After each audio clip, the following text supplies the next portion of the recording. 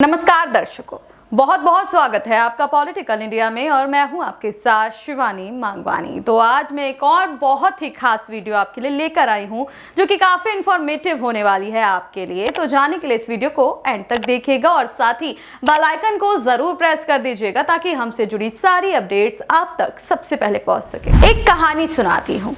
एक राजा था, बेहद न्यायप्रिय और जनहितैषी।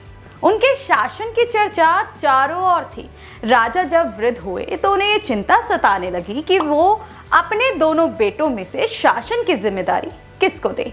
राजा को अपने बच्चों में कोई फर्क नजर नहीं आता था, तो सलाह के लिए वो एक संत महाराज के पास गए।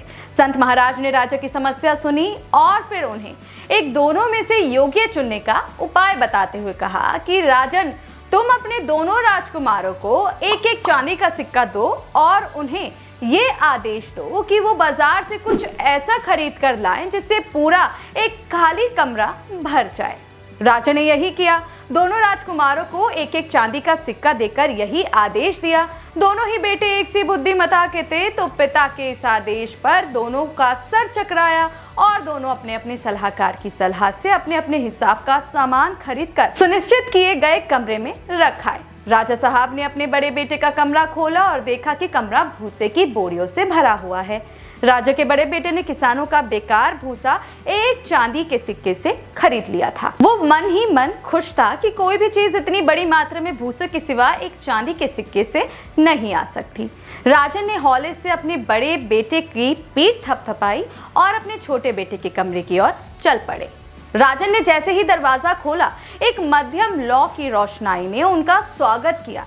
राजन ने देखा कि कमरे के बीचों बीच एक बड़े आकार का दीपक रखा हुआ है जिसकी रोशनी से पूरा कमरा जगमगा रहा है। जगमग कमरा देखते ही राजन की आंखें बड़ी हो गई और चेहरे में एक विजय वाली मुस्कान तैर गई। अब आगे ये बताने की जरूरत नहीं है कि राजन ने किस बेटे को अपना राज दायित्व सौंपा होगा। अब आप ये सोच रहे होंगे कि आज ये कहानी आखिर क्यों, तो इसके पीछे की वजह मैं आपको बता देती हूँ। कहानी इसलिए कि व्यक्ति की संगति और विचार उसके नियति का प्रशस्त करते हैं।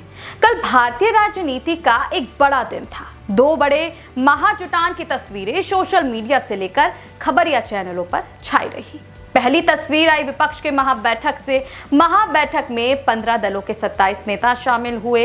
इन नेताओं के नाम Nitish Kumar JDU, Mamata Banerjee AITC, MK Stalin DMK, Mallikarjun खड़गे Congress, Rahul Gandhi Congress, Arvind Kejriwal AAP, Hemant Soren Jhamumo, Uddhav Thackeray SSUBT, Sharad Pawar NCP, Lalu Prasad Yadav Rajad, Bhagwant Mann AAP, Akhilesh Yadav Sapa, KC Venugopal Congress, Supriya Sule NCP, Manoj Jha Rajad, Firhad Hakim AITC, Praful Patel NCP, Raghav Chadha AAP, Sanjay Singh AAP, Sanjay Raut SSUBT, Lalan Singh JDU, Sanjay Jha Rajad, Sitaram Yechury CPIM, Omar Abdullah Nenka TR, Baalu DMK, Mehbooba Mufti PDP, Dipankar Bhattacharya CPIML, Tejashwi Yadav Rajad, Abhishek Banerjee AITC, Derek O'Brien AITC, Aditya Thackeray SSUBT और डी राजा सीपीआई हैं।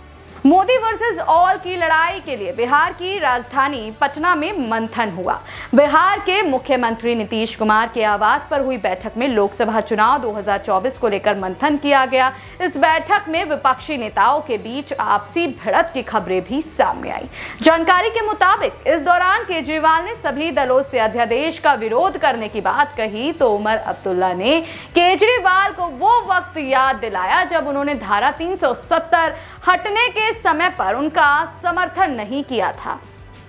इस महाजुटान की जो खबरें और वीडियोस अखबारों और सोशल मीडिया के विभिन्न प्लेटफॉर्मों पर आई, वो तो ऐसा लग रहा था जैसे राहुल गांधी की शादी करवाने से बड़ा विषय अभी देश में कुछ और हो ही नहीं सकता। सभी इसी बात पर हंसी ठहाके लगाते दिखे। अपना पूरा जेल कॉल हॉस्पिटल में बिताने वाले तथा बेटी की घर में पानी ना पीने की परंपरा वाले देश में अपनी बेटी की किडनी के सहारे जिंदा लालू प्रसाद यादव जी प्रधानमंत्री मोदी जी को फिट करने की बात करते दिखे। दूसरी तस्वीर आई प्रधानमंत्री मोदी की अमेरिकी राजकीय यात्रा से। गौरतलब हो कि प्रधानमंत्री नरेंद्र मोदी 21 से 24 अपनी पहली राजकीय यात्रा पर हैं।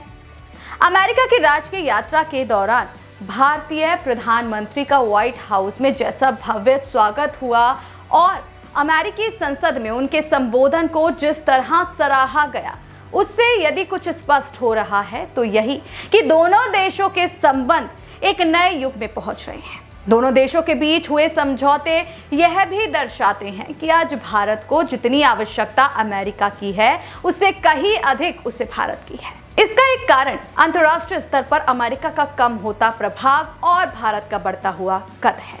वास्तव में आज अमेरिका ही नहीं, विश्व का हर प्रमुख देश भारत को अपने साथ रखना आवश्यक समझ रहा है। इस पर आश्चर्य नहीं कि भारतीय प्रधानमंत्री के अमेरिकी दौरे पर दुनिया भर के देशों की निगाहें थी।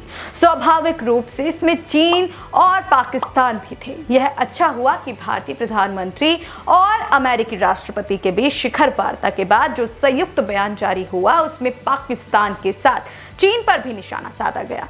ऐसा करना इसलिए आवश्यक था क्योंकि पाकिस्तान जहां आतंकवाद को सहयोग, समर्थन और संरक्षण देने से बाज नहीं आ रहा है, वहीं चीन अपनी विस्तारवादी नीतियों के चलते एशिया ही नहीं पूरे विश्व के लिए खतरा बन गया है। अमेरिका यह जान रहा है कि चीन के तानाशाही भरे रवैये से निपटने के लिए भारत का साथ आवश्यक है।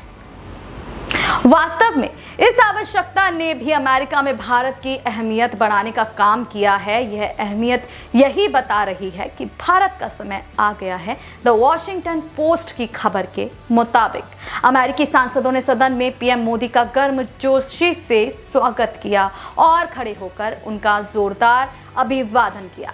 अखबार ने लिखा कि जब पीएम मोदी मंच की ओर बढ़े तो दीर्घा में कुछ लोग उनके नाम के नारे लगाने लगे। कई सांसद उनसे हाथ मिलाने के लिए कतार में खड़े थे। हालांकि पीएम मोदी कई बार आधिकारिक यात्राओं और क्वाड नेताओं की बैठक जैसे बहुपक्षीय कार्यक्रमों में भाग लेने के लिए अमेरिका गए हैं। फिर उनकी ये पहली राजकीय यात्रा इतनी अहम क्यों मानी जा रही है?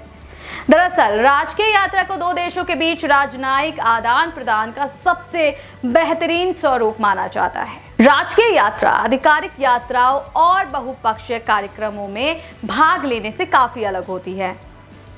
राजकीय यात्रा में बहुत ज्यादा धूमधाम शामिल होती है।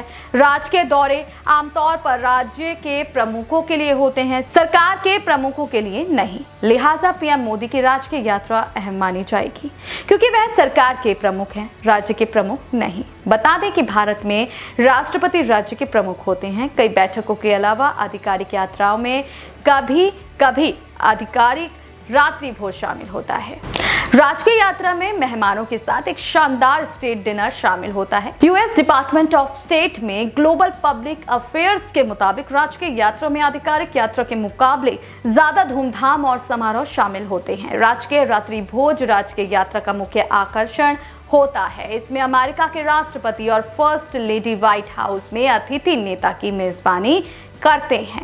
राजकीय रात्रि भोज के लिए महीनों पहले से शानदार योजना बनाई जाती है। मेन्यू में आमतौर पर ऐसे भोजन और ड्रिंक शामिल किए जाते हैं जिनमें अतिथि नेता की पसंद और उनके प्रति सम्मान झलकाता है। BGPA वेबसाइट के मुताबिक स्टेट डिनर मेजबान देश और सम्मानित अतिथियों के बीच दोस्ती का प्रतिनिधित्व करता है। अमेरिकी इतिहासकार मैथ्यू कॉस्टेलो के मुताबिक अमेरिका की राजकीय यात्रा करीबी दोस्तों और सहयोगियों को दिए जाने वाला सम्मान है। व्हाइट हाउस इसके लिए करीब 6 महीने तक योजना बनाता है। किन तस्वीरों का जनता पर क्या प्रभाव पड़ता है तो ये समय ही बताएगा, लेकिन विपक्ष से बस हम इतना कहना चाहेंगे कि अगर हरि भजन को निकले हैं तो हरि भजन करिए, कपास मत ओटिए। अब आपकी क्या राय है इस वीडियो पर कमेंट बॉक्स में जरूर बताएं। साथ ही अगर आप हमसे सहमत हैं तो ये अपनी राय भी हमारे साथ जरूर साझा करें। नमस्कार।